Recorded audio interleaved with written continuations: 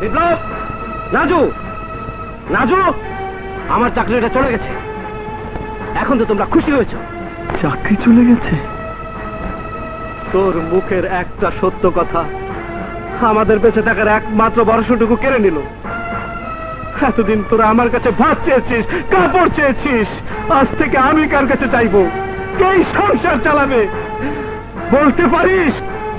না ভাইয়া, তোমাকে কারো কাছে কিছু চাইতে হবে না। শুধু একটা কাজ করো, আমাকে গুন্ডা রংবাজ বানানোর জন্য আমার হাতে একটা অস্ত্র তুলে দাও। আমি সেই অস্ত্র দিয়ে হাইজ্যাক করব, সন্ত্রাস করব। টাকার জন্য যদি নষ্ট হতেই হয় তাহলে নষ্টের মতো নষ্ট হব। তোমার কাছে টাকাই যখন সবকিছু, তখন আমি অপরাধীর পথ ধরে এত এত বেশি টাকা এনে দিতে চাই যে টাকা তোমার মালিক আমার একটা মিথ্যে সাক্ষী দেওয়ার জন্য তোমাকে দিত না। বিপ্লব, তুই চুপ কর। ভাবি, গরিব বলে কি আমাদের সৎভাবে বেঁচে থাকার কোনো অধিকার থাকবে না? গরিব বলে কি একটা চাকরি, এক মুঠো ভাত আর একখানা কাপড়ের জন্য নিজের আদর্শকে বিক্রি করতে হবে? এই জন্য বিক্রি করতে হয়। কোনোদিন কি খবর নিয়ে দেখেছিস মাত্র 20,000 টাকার জন্য তোর ভাবির একটা অপারেশন করতে পারছি না? ডাক্তার বলেছে এই অপারেশনটা করাতে পারলে তোর ভাবিরা তো মা হতে পারবে। খবর নিয়ে দেখেছিস তোর ভাবির মুখ দেখে সবাই বন্ধ বলে, মেয়েরা আঁচল দিয়ে মুখ ঢাকে, পুরুষরা মুখ ফিরিয়ে দেয়।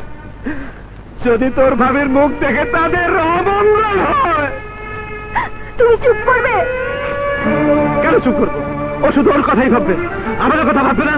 বেশ, তুমি যা বলবে আমি তাই করব। না বিপ্লব, না। ডাক্তার তো বলেনি আমার অপারেশন করলে আমি মা হতে পারবোই। ডাক্তার বলেছিল হয়তো হতে পারি। তাই এই হয়তোর জন্য বিপ্লবের জীবনটা আমি নষ্ট হতে দেব না। ভাবি, তুমি আর আমাকে বাধা দিও না। আমি তোমাদের জন্য এবার কিছু করতে চাই। আমি ভাইজানের কাছে যাব, আত্মসমর্পণ করব। দাঁড়া বিপ্লব, তুই যদি আমার কথার অবাধ্য হতে চাস তাহলে তাহলে তুই আমার মরে মুখ দেখবি। হ্যাঁ। বিপ্লব ভাই, তোমার ইন্টারভিউ কার্ড। ভাবি, বিপ্লব, ভাবি, ভাবি।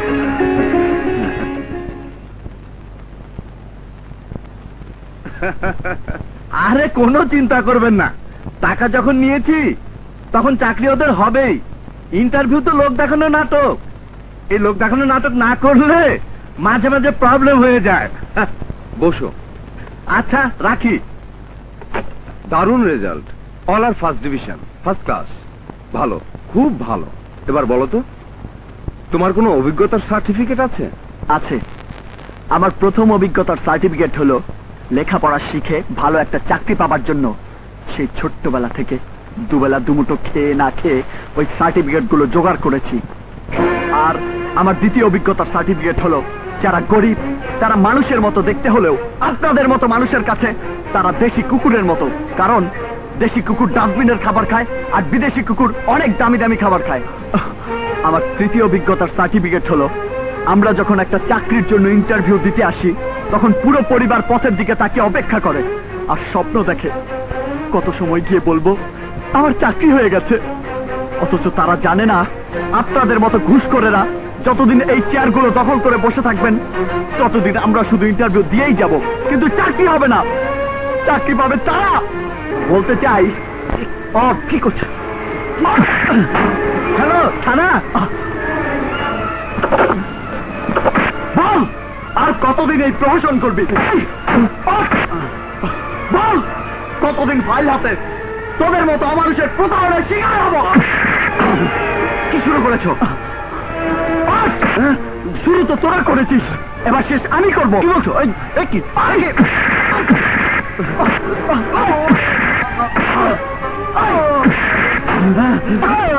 ঘুষ করে বাচ্চা,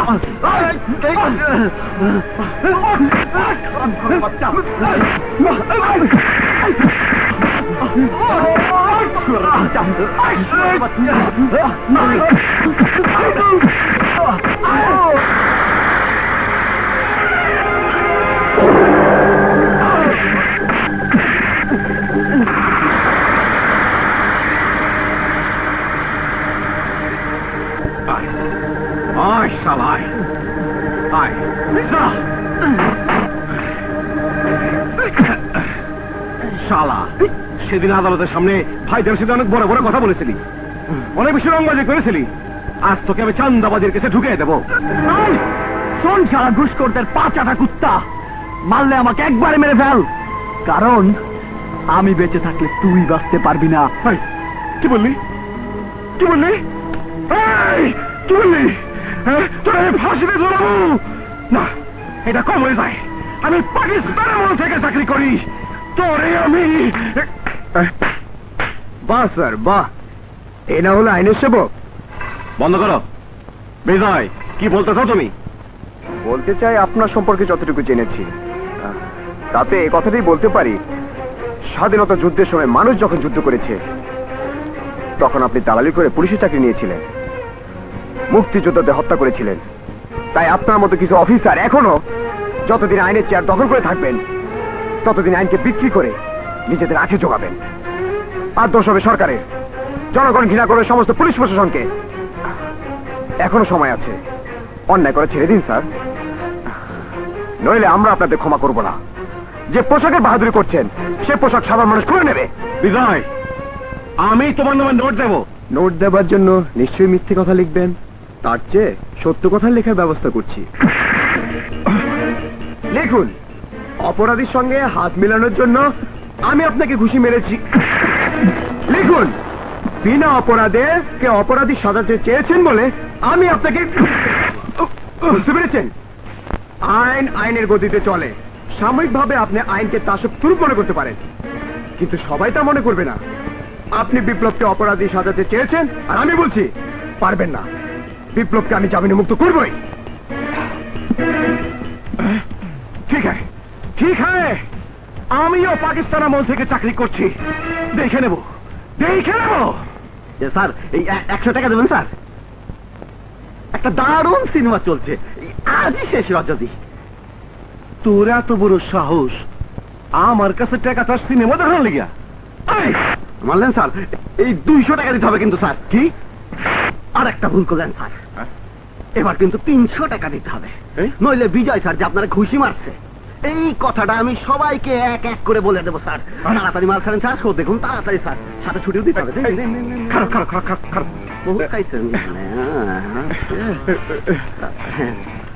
আমারে পেছে ভালাইয়া তুই আমার কাছে ঘুষ খেলি। কিছু করার নেই স্যার, পাকিস্তান আমল থেকে আমি চাকরি করি। জানি স্যার। তোর আমি দেখে নেবো, জি, স্যার। তোর আমি দেখে নেবো। কোন বিপ্লব? ওই যে আদালতের সামনে বড় বড় কথা বলছিল, ছোট ভাইয়ের বিরুদ্ধে সাক্ষী দিছিল। ও ধরছি আইজ এক অফিসে ইন্টারভিউতে যাইয়া মাস্তানি করছিল। আমি ওরে চান্দাবাদের কেসে ঢুকাই দেবো। দে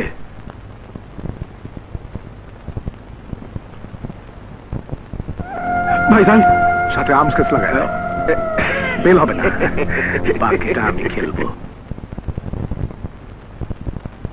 হ্যাঁ, ওসি কোথায়? OC, OC. আরে ভাইজান, তুমি পাইছো কি? হ্যাঁ, এমন একটা সৎ চরিত্রবান বাঘের মতো তেজি যুবকরে হাজতের মধ্যে আটকে রাখছো। হ্যাঁ, আপনি জানেন না সন্ত্রাসী রীতিমতো পিস্তল সহ গ্রেফতার করছি। পিস্তল? পিস্তল সহ গ্রেফতার? তাহলে তো কঠিন কেস, কম করে 10 বছরের জেল। মিথ্যে কথা, সব মিথ্যে কথা। বিশ্বাস করুন স্যার, স্যার আমি সন্ত্রাসী নই। বিশ্বাস করুন, একটা চাকরির জন্য, শুধু একটা চাকরির জন্য। ও নো, খুব তো বড় বড় কথা কইছিলে, অহন কি হইব? 10 বছরের জেল, কিন্তু কোনো বেতন নাই। অহনো সময় আছে। আমার দুলাবের কথা মতো কাজ করলে তোমার এই হাজত থেকে আমি জামিন করাই নেব। বিপ্লবের জামিন আদালত থেকে আমার মা নিয়ে এসেছে।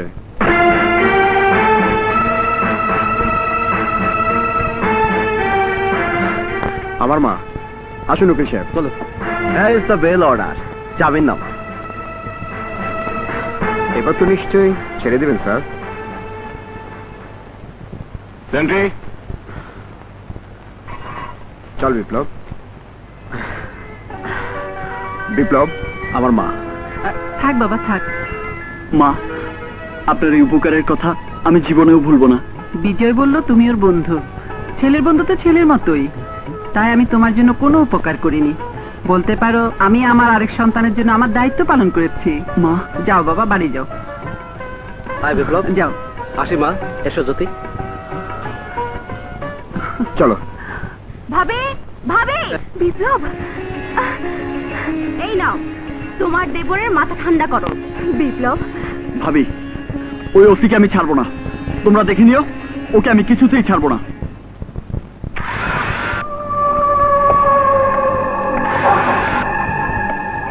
ওঠেন ছোট ভাই। গাড়িটা কি তোর বাপের? তোর বাপ।